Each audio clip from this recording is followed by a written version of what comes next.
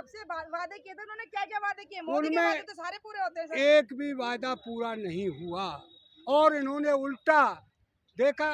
पहले भी किसानों ने किस सरकारों से लड़ाई लड़ी है, कांग्रेस का राज हो या किसी का राज हो, किसी ने कील कांटे नहीं लगाए, किसी ने बैरिकेड नहीं लगाए। किसानों के लिए दरवाजे खुले थे और किसानों से बात करने के लिए मंत्री हो, कोई कृषि मंत्री हो या कोई और मंत्री जाता था और वो किसानों से बात करके उस समस्या का समाधान करते थे जितना होता था। जब 2019 का चुनाव लड़ा, पुलवामा के नाम पे लड़ लिया, 44 जवान हमारे शहीद हो गए। आज तक कोई प्रधानमंत्री वोट नहीं मांगेगा, इसने उन शहीद जवानों पर भी वोट मांगी। ये ऐसा प्रधानमंत्री बना है देश का झूठा और नक्कारा। और आज क्या है, भारत रत्न बांट रहा है। भाई भारत रत्न जिनको मिला, हमें ये नहीं क्यों मिला? वो उनका काम था भारत रत्न पाने के लिए, तो इन्हें 10 साल पहले ही क्यों नहीं भारत रत्न दिया? इन पर एक भी बात इनका वायदा पूरा नहीं हुआ। इन्होंने हर जगह वायदा खिलाफी की है और देश की जनता इनको समझ गई है। अब यहाँ से आगे देखिए, हमारे किसानों का तो ये है, एक इन्होंने अपना फार्मूला तय किया है, जो इनकी बात को मानेगा देश का किसान मजदूर। नमस्कार जी सर, आप अपना नाम बताएं यहाँ पर। मेरा नाम किशन नंबरदार मथुरा का रहने वाला हूँ। आप यहाँ पर दिल्ली रामलीला मैदान में अपनी मांगों को लेके आए हो, कौन कौन सी मांग है सर आपकी? देखिए बेटी, ये देश किसानों का देश है। इस देश पर नारा लगता है, स्वर्गीय लाल बहादुर शास्त्री ने नारा दिया जब देश में अन्न की कमी थी, पैदावार नहीं थी, बाहर से अन्न मंगाया जाता था, गेहूं मंगाया जाता था जो खाने में भी बहुत नीचे दर्जे का था। तो जब उन्होंने नारा दिया जय किसान जय जवान, आज किसान की हालत इस देश में इतनी बदतर हो गई है, किसान से नीची हालत किसी की नहीं है। और ये सरकारें बदलती रहीं और किसानों का शोषण करती रहीं। आज जो सरकार इस केंद्र में बनकर बैठी है, जब ये गुजरात के मुख्यमंत्री थे तो उन्होंने मनमोहन सिंह जी के लिए, प्रधानमंत्री मनमोहन जी के लिए पत्र लिखा था कि किसानों को C2+50 मिलना चाहिए। किसानों की हालत देश में खराब है। और जब इन्होंने 14 का चुनाव लड़ा तो इन्होंने किसानों से वायदा किया था कि मैं आपकी आय दुगनी करूंगा, मैं आपको C2+50 दूंगा, मैं आपको 15 लाख रुपए दूंगा, मैं 2 करोड़ रोजगार दूंगा, मैं देश को ऊंचाई बुलंदियों पर ले जाऊंगा। आज हालत क्या है? आज तो कोई बात करने को लिए तैयार नहीं है। 13 महीने किसान दिल्ली के चारों बॉर्डरों पर बैठे रहे और इन्होंने कई बार की वार्ता करके जब लास्ट में इनके नाक में दम हो गया, जब इन्होंने कहा मैं समझ नहीं पाया और मेरी तपस्या में कोई कमी रह गई, मैं थोड़े से किसानों को समझा नहीं पाया, इससे मैं हाथ जोड़कर माफ़ी मांगता हूं और तीनों बिलों को वापस लेता हूं। जब किया इन्होंने, हमारे 750 किसान शहीद हो गए। हमारे धूप गर्मी सर्दी कितना सहा। ये आदमी इतना बेरहम है, ये सरदारों से कहता है खालिस्तानी, जाटों से कहता है ये तो मुट्ठी भर लोग हैं। ये देश को इन्होंने धर्म में बांटा, जातियों में बांटा और जयंत चौधरी जो थे, ये तो किसान जो थे उन्हें भगवान मानते थे अपना। फिर अब वो तो जयंत जाने, उसको मलाई चाटने की आदत पड़ गई होगी, उस पर ये राजनीति की नहीं जाती। हो सकता है कि वो किसानों के कुछ हित के अंदर वहाँ पे गए हों। अरे कोई बात नहीं होगी, ये किसी की नहीं मान सकता। ये प्रधानमंत्री ऐसा है, हम क्यों मान ले उनको? अरे हमारे किसान नेता है, ये कोई राजनीति तो नहीं कर रहे। किसान जहाँ जिसके साथ जनता है वही नेता है, हिंदुस्तान हो कहीं हो। वे नेता तो इसलिए बनते हैं अपनी तिजोरी भरने के लिए, ठूसने के लिए। वो तो जो कमता है, टैक्स का पैसा आता है उसे खा जाते हैं, कोई सड़क बनती है उसमें से खा जाते हैं। वो तो पैसा कमाने के लिए नेता बनते हैं। हमको सच्चा ईमानदार आदमी ऐसा चाहिए जो किसान मजदूर गरीब, कन्या सुरक्षा इस देश की। इन्होंने कहा था बेटी बचाओ बेटी पढ़ाओ, बेटियों के साथ अत्याचार कम हो गया? कोई नहीं, हर प्रदेश में कोई अत्याचार है। हमारी मांग है 13-14 नहीं, 13-14 तो है, बट 2 मांगे ज्यादा। एक तो सबसे पहली मांग है कि हमको MSP मिलनी चाहिए। बहुत दिन से जिसके लिए संघर्ष कर रहे हैं। एक किसान कर्ज में दबता चला गया और आत्महत्या कर रहा, किसान का कर्ज माफ होना चाहिए।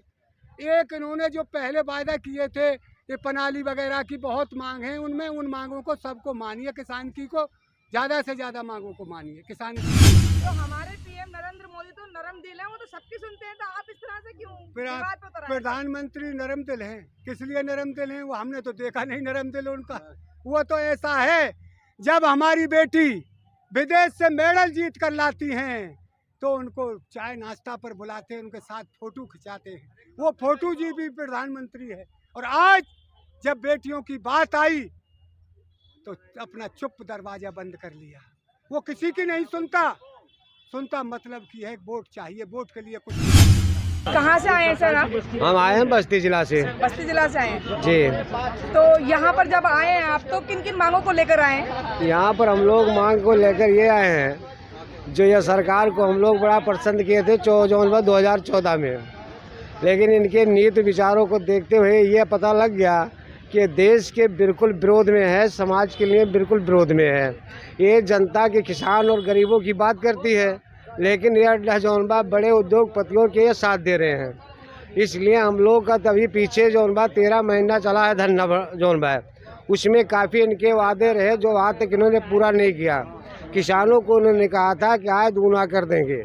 किसानों को उन्होंने कहा था कि इनके जो है क्या नाम बोलता है जौनबा 15 लाख रुपया डाल दिया जाएगा। किसानों के इनका क्या हुआ था जो स्वामीनाथन रिपोर्ट लगाने की बात किए थे।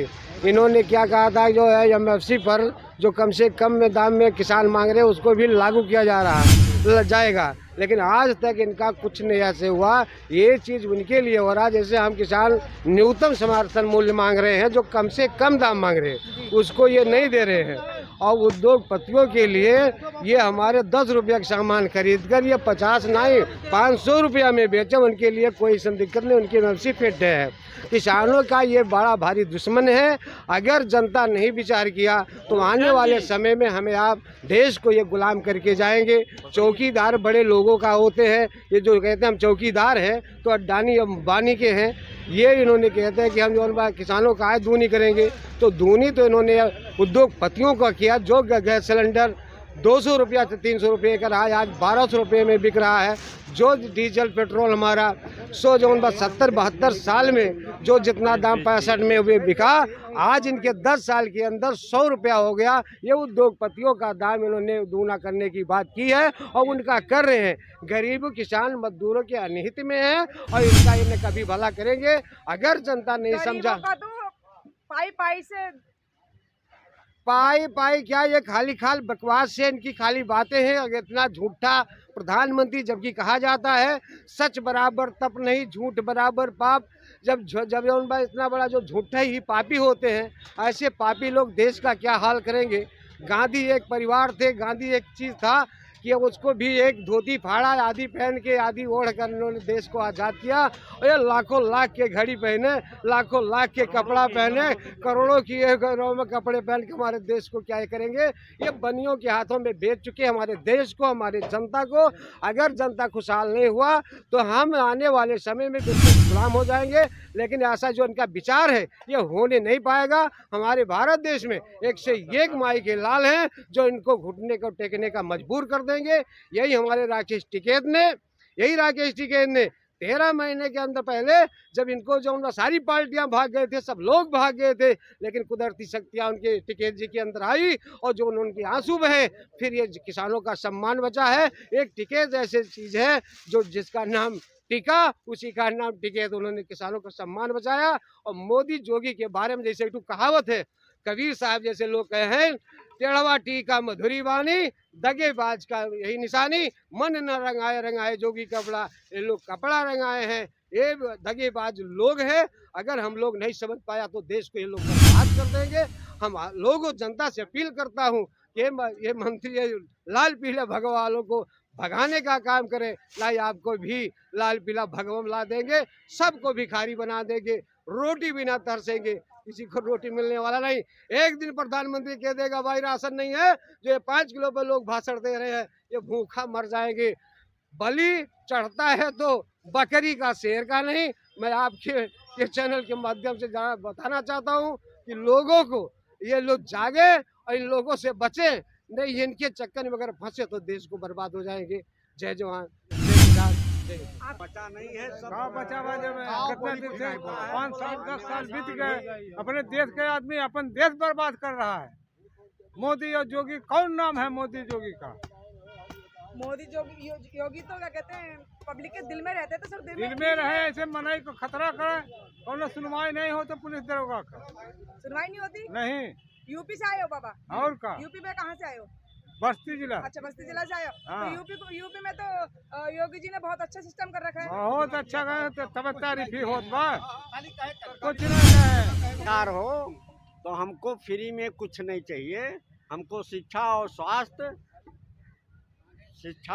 स्वास्थ्य और न्याय चाहिए, और इसके अलावा कुछ नहीं चाहिए।